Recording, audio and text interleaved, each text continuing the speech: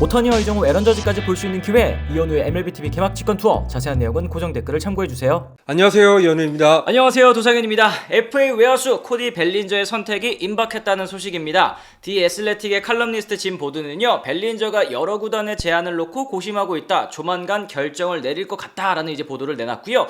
이어서 존 헤이먼도 벨린저가 양키스와 매츠 그리고 또 다른 두 팀의 제안을 두고 저울질 중이다. 아마 또 다른 두 팀은 저희가 생각하기에는 필라델피아 혹은 토론토, 요 정도는 좀 생각해 볼 수 있겠습니다. 벨린저는 다저스 소속이었던 지난 2017년 신인왕, 2019년 MVP를 수상한 좌타 외야수 겸 1루수죠. 지난해에는 양키스 소속으로 타율 2할 7푼 1위, 29홈런에 98타점, OPS는 0.813을 기록을 했고요. 시즌 종료 후에 FA 자격을 얻고 현재 대형 계약을 노리고 있는 선수입니다. 그렇습니다. 벨린저 선수 이따가도 저희가 말씀드리겠습니다만 FA 시장에 도전하는 게 지금 여러 번이었잖아요. 이제 그랬을 때 본인도 큰 계약을 따내고 싶어 하고 양키스 입장에서도 벨린저를 잔류시키고자 하는 마음이 컸기 때문에 양측의 협상 굉장히 오래 진행이 좀 됐었습니다. 그렇죠. 벨린저 잔류를 위해서 양키스는 한 달 넘게 지금 협상을 이어가고 있는 상황인데요. 벨린저 협상에 전념하는 사이에 FA 불펜 투수가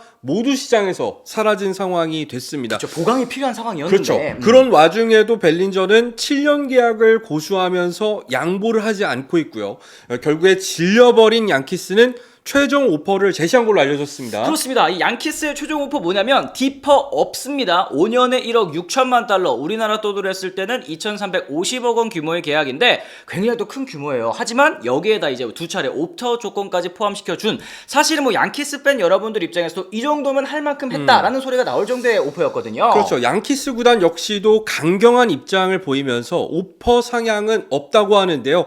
계약 기간이 6년 정도에서 합의할 가능성은 사라진 상황이라고 봐도 좋을 것 같습니다. 이 벨린저 입장에서도 지금 상황이 내신 아쉬운 느낌이 들 것 같습니다. 그렇습니다. 사실 이 터커가 4년에 2억 4천만 달러, 이제 비셋 선수도 3년에 1억 2,600만 달러, 이렇게 초고액 단기 계약을 체결을 하면서 이제 그러면 이 비셋을 놓친 팀, 터커를 놓친 팀, 나에게 달려오겠구나, 사실 이런 생각을 했을 것 같거든요. 그렇죠. 하지만 양키스가 굳건한 입장을 보이면서 좀 상황이 애매해진 상황인데요. 자, 그랬을 때 양키스가 벨린저가 없어도 괜찮은지에 대해서 한번 살펴볼 필요가 있을 것 같습니다. 그래요. 어쨌든 양키스도 벨린저에게 드린 시간이 좀 아깝기 때문에 여기에서 협의를 하고 싶을 텐데, 이번 오프시즌 사실 별로 한 게 없기는 합니다. 그렇죠. 이번 오프시즌 양키스의 주요 움직임을 한번 살펴보면 일단 트렌트 그리샴이 퀄리파잉 오퍼를 수락을 했고요. 아메드 로사리오, 폴 블랙번, 라이언 야브로 등과 재계약을 맺고 폴 대용과는 마이너리그 계약을 맺은 상황인데요.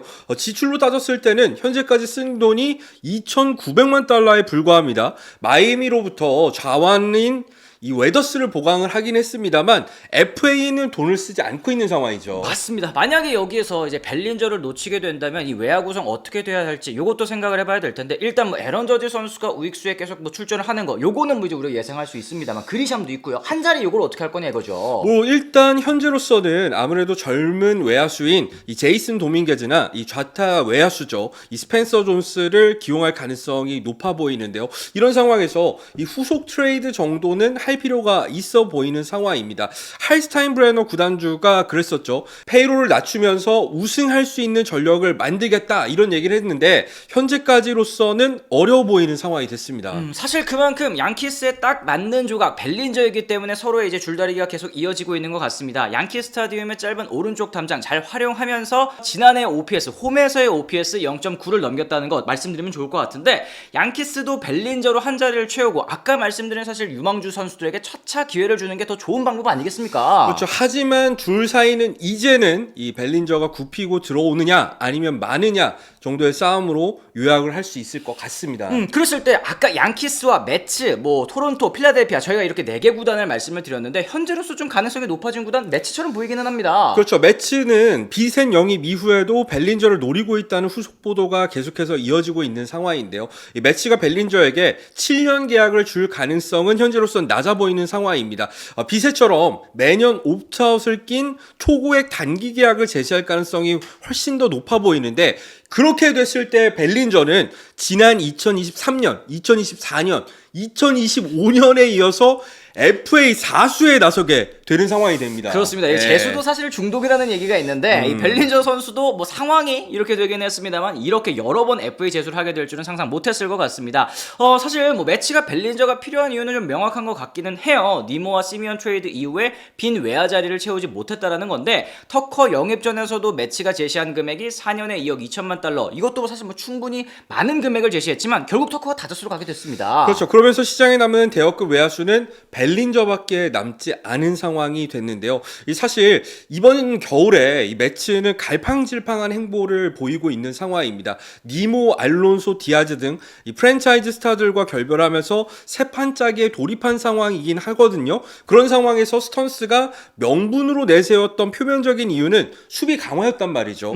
하지만 알론소를 보낸 뒤에 영입한 폴랑코 같은 경우에는 1루수로 쓰겠다고 밝히긴 했는데 1루 수비 경험이 없어요. 마찬가지로 터커를 놓친 뒤에 급하게 영입한 비셋도 3루수로 쓰겠다고 하는데 3루 수비 경험이 없단 말이죠. 마치 옛날에 이제 유격수 자원들을 모아가지고 다른 포지션으로 기용했었던 샌디에고의 모습이 좀 떠오르는 것 같기도 합니다. 그렇습니다. 뭐 지금 현재까지는 2루수만 잔뜩 모아서 한 번도 시킨 적 없는 포지션을 맡기고 있는데 여기에다가 비센 영입으로 베이티, 비엔토스, 마우리시오, 아쿠냐까지 적체된 유망주 처분도 남은 과제라고도 생각이 듭니다. 때문에 수비가 좋은 벨린저를 영입한다면 그나마 좀 꼬인 계획을 만회할 수도 있지 않을까 이런 생각이 좀 들어요. 현재 매치의 40인 로스터에서 외야수는 소토 포함해서 4명뿐인 상황인데요. 사실은 소토를 제외하면 주전급 외야수는 없는 상황입니다. 외야 유망주인 카슨 벤지가 있긴 하지만 유망주는 유망주뿐은 아니겠어요. 급하게 베이티를 좌익수로 돌려쓰겠다고 말하긴 했지만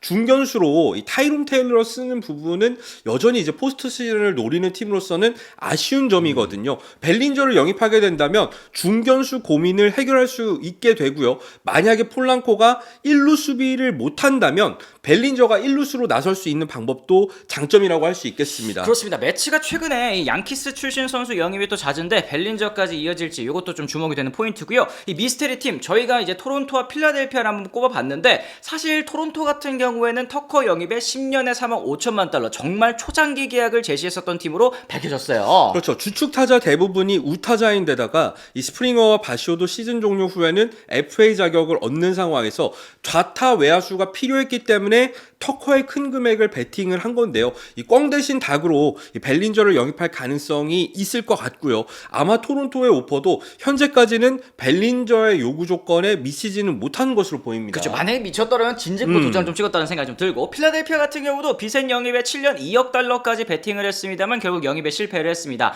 돈브로스키 사장은 비셋 영입을 자신했었다고 하는데요. 하지만 비셋은 매치로 떠났고 대신에 3년 4,500만 달러의 리얼모토 포수 리얼모토와 재계약을 체결했습니다. 이제 남는 예산 1억 중반대가 남았는데 요건 이제 벨린저에게 뭐 베팅할 수도 있는 거 아니겠습니까? 그렇죠. 그랬을 때는 역시나 이 고액 단기 계약 제시 가능성이 상당히 높아 보이는 상황인데 비셋을 빼앗긴 필라델피아 입장에서도 매치에게 더 필요한 벨린저를 뺏어오는 효과도 기대할 수 있지 않을까 싶습니다. 결국 이제 벨린저의 최종 선택만 남은 상황입니다. 양키스 재결합은 현재로서는 좀 낮아 보이기는 하는데요. 그렇죠. 벨린저가 만약에 이 조건에 도장을 찍을 거면 진작에 찍었겠죠. 이 조건을 제시한 지가 벌써 일주일이 넘었으니까요. 그랬을 때 고액 단기 계약 조건이라면 매치가 아무래도 구단주가 워낙에 돈이 많다 보니까 금액적으로는 가장 매력적인 선택지가 아닐까 싶은 상황입니다. 그렇습니다. 터커나 비셋처럼 큰 연봉을 받고 또 한 번 FA 제소에 나서게 되는 건데 터커나 비셋이 그냥 재수생이라고 한다면 아까 말씀드렸다시피 벨린저는 이제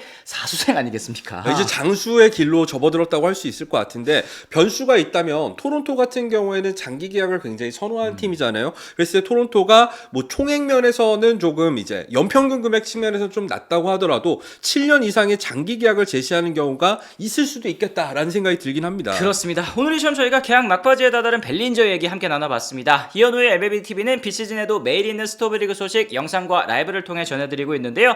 저희 채널 구독하시면 하루 동안 있었던 모든 메이저리그 이야기 받아보실 수가 있으니까요. 비시즌에도 계속 찾아주시길 부탁드리겠습니다. 네, 그리고 저희가 올 시즌 개막 일정에 맞춰서 직관 투어를 준비를 하고 있습니다. 이 샌프란시스코와 양키스의 단독 개막전을 시작으로 이 다저스의 홈 개막 3연전까지 총 4경기를 보는 일정인데 관심 있으신 분들은 고정 댓글을 확인해 주시면 감사드리겠습니다. 네, 저희는 또 다른 소식을 통해 다시 돌아오겠습니다. 지금까지 시청해주신 분들 모두 감사합니다. 고맙습니다.